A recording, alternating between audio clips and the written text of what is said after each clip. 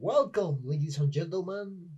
For today, for our project, we wanted to make a type of sketch based on a real events because we believe that this in a situation that can happen to anyone.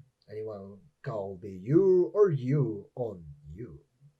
And has no already happened. The format that we wanted to use for this project was a video. The resources we used were a program called Adobe Premiere to make it, and we used PNG images to recreate the situation. Actually went very well for us deciding what story we were going to tell, because it was the first idea that occurred to us and we decided to work it.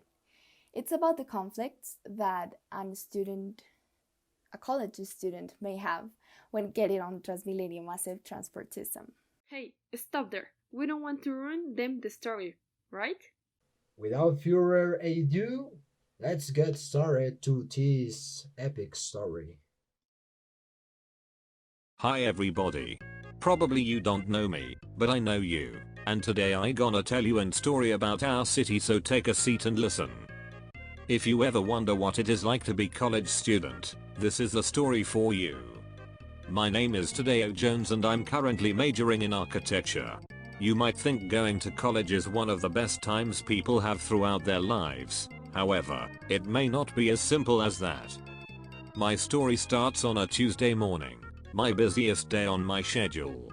I had to run as it was my deadline to present a scale model which I had been working on for over 4 months. As I rushed to the nearest Transmilenio station, I began to feel the heaviness of my scale model in my arms. Most of the people would have found insane taking the risk of going by Transmilenio with one's final project, but it's not like I had made that decision. It was my dad who made me take the public transportation. Just as I had all these thoughts in my head, a woman bumped into me. Undoubtedly, I turned to my model. It seemed to be alright. All the time I was thinking how frustrating. If only I hadn't woken up late. When I finally got to the station, an empty bus had just left my stop. As any other person, I tried to stay positive because what else could possibly go wrong? Time was ticking and my heartbeat got faster and faster. I was worried, would I make it to my class on time? 3 minutes later a bus finally arrived. I tried to get in, but an old man who had got there before me refused to move. "Excuse me sir, you're blocking the door," I said to the old man. The man turned and gave me a dirty look as he said, "These youngsters, they don't know the word respect." He sighed, "How dare you talking to me like that?" As the elder continued scolding me, I saw the doors closing. Not only was I late for my class, at least my model was doing fine. A second bus came and this time nobody would stop me. As the bus approached I could see some empty space in the middle of the bus. Lucky me, I thought with a half smile. After a little pushing I finally got in, but just as I aimed my steps to the empty spot I saw a woman taking it, not before shoving me. I managed to put myself together, but at that point I was so frustrated and annoyed, first the old man and now this woman. The bus shortly started to get more and more packed, yet I spotted an empty red chair and finally got some rest after all that rushing. Almost there, or so I thought. Suddenly the bus stops. I couldn't believe it. "Excuse me, do you know what might have happened?" I said to the young lady who was sit next to me. "I don't know for sure. I think it might be some sort of accident in the road. You know that's part of everyday life here." I just couldn't believe it and I added, "It can't be, it's just unbelievable. I can't stand reckless drivers," and then thought to myself, if only they had been more careful. In that exact moment my watch alarm started ringing and I knew what that meant. My class would start in 10 minutes. We crossed the car accident. It must have been a small accident.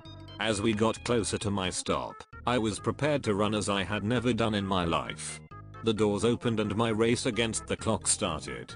I just remember how overwhelmed and stressed I felt. Luckily, the architecture building wasn't that far away. Now that I think about it, I don't know why didn't I take an Uber take me to the college. I still had 2 minutes left before the class started, and I could see my classroom just a few steps away. I opened the door at the same time that one of my classmates and everything went slow motion. A loud noise invaded the floor. In the blink of an eye, my model was clashed and almost unrecognizable. A few seconds passed before I could even pronounce a word. All I could hear was Tiffany saying over and over Tadeo, "I'm so sorry, I didn't mean to."